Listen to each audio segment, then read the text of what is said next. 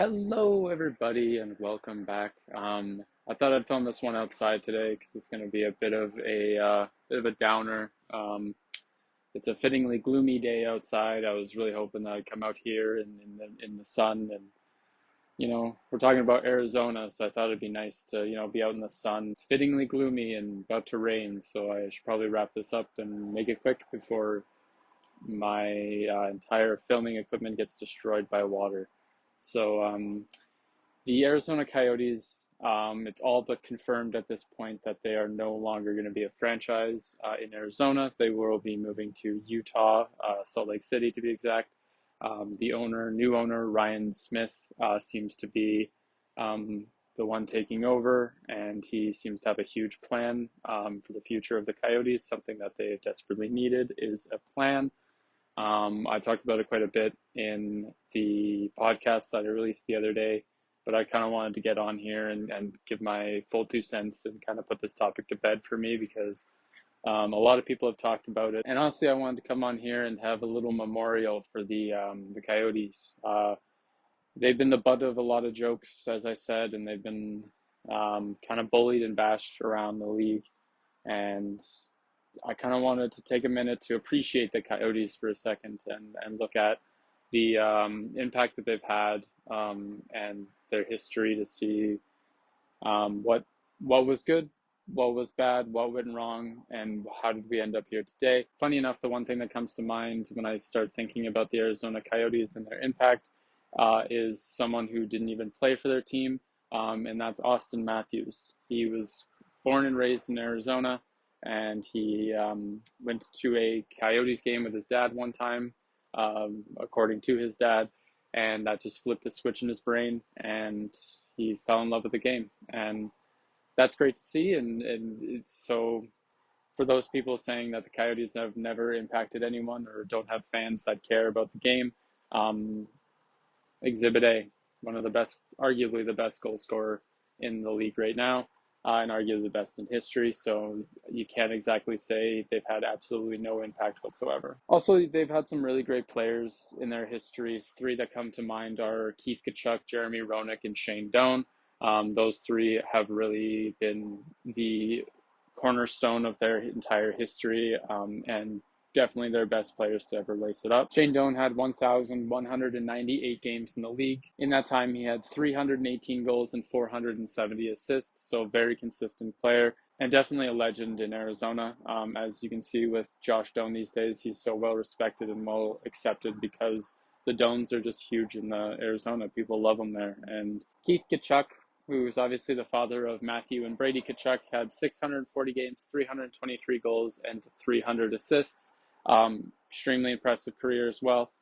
He played for both St. Louis and Arizona, and he was kind of a legend for both of those teams. Jeremy Roenick had 454 games, and in that time he recorded 152 goals and 257 assists. Another great career, and he's definitely a cornerstone, huge legend all over the league, and very well respected. So they have had some great players in the past. I know they have kind of a reputation, but they have had some legends in the past and some really great names on that list. If you just Google best players to play in Arizona, it's a pretty impressive list. Any team would have a really great list as long as they have had.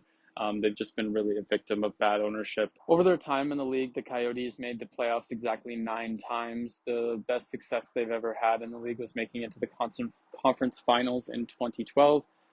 They really didn't have a lot of success in the postseason other than that conference final run. Every other time they made it, they were a first round exit. So not really any other way of putting it. Their postseason success was not brilliant, and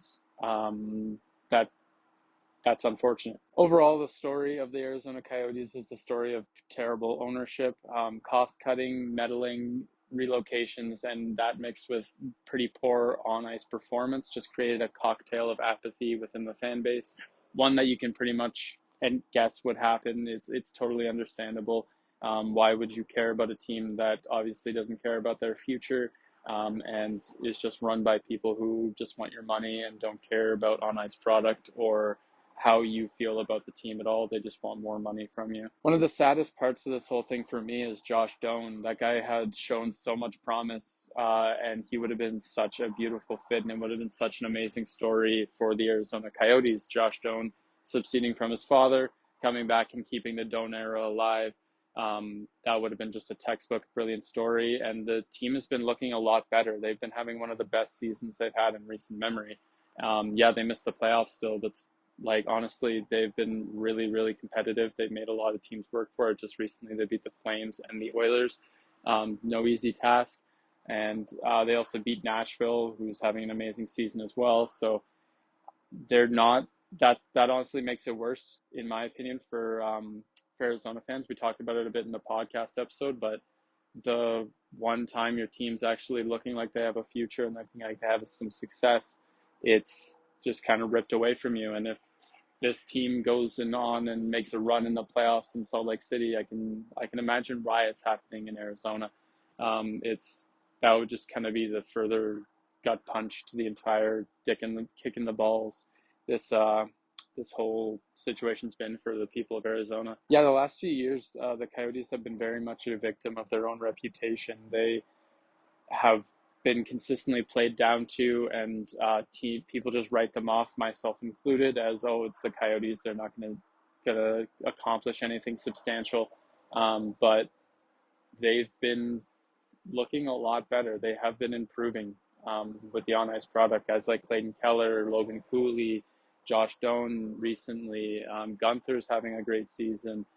Ingram's developing into a really good, solid starter.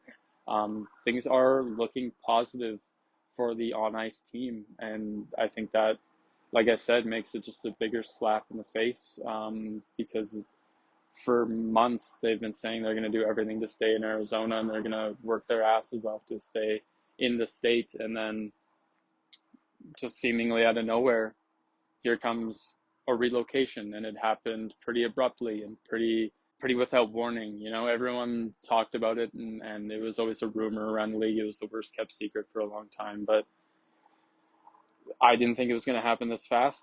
I thought it was going to be a couple years down the line, but it's same thing happened in Atlanta. It all kind of happened overnight. Some good news for Arizona hockey fans, though, is the Coyotes will be coming back. It is not a goodbye. It is a see you later from the league. They don't want to write off the state entirely. They do believe hockey can work there, and I agree. I think hockey can work there with the right ownership. Only problem is it seems that it's going to go right back to Morello, and I don't think that's going to change pretty much anything. I think if anything, especially if it's going to be an expansion team and just be the pickings of other teams, then that's definitely going to be trouble. And I have a bad feeling it's just going to be a repeat of what had already happened and what's been already happening with the Coyotes their entire existence. I think it's just going to go from one bad owner to another. I really hope not, for Arizona's sake. I hope that Morello turns it around, or the league steps in at some point, and it's just like, if we even get sniffs of the shit you were pulling previously, then you're done, and we're buying the team off you and selling it to someone who's competent. I guess we'll see, but that's pretty much all I had to say. The Coyotes fans, I feel bad for you guys. You know, like, you've been through the ringer and you deserve better. And I truly feel for you. I really hope that when the Coyotes come back, it's better for you guys. You guys deserve better than that. So I guess there's not much else to do. I did want to take this moment to raise a glass and raise a toast to the Coyotes. Anyone around here, anyone watching this, feel free to grab yourself a drink, a brew, a soda, water, whatever you want to drink. And let's pour one out together for the good old boys in Arizona. It was a great run. You did what you could. Money is a bitch, and people will just do anything for money. And I'll just pour one out for one of you boys. And let's really hope that Morello either ends up in jail or figures out how to run a franchise. So, to the Arizona Coyotes, everyone, let's just hope that they can get it together. And to the Salt Lake City fans, I can't wait to see you guys. You guys are going to be a very passionate fan base. It's going to be a lot of fun. Can't wait to see your jerseys. Everyone have a great rest of your night. Thank you so much for watching. To the Coyotes, rest in peace.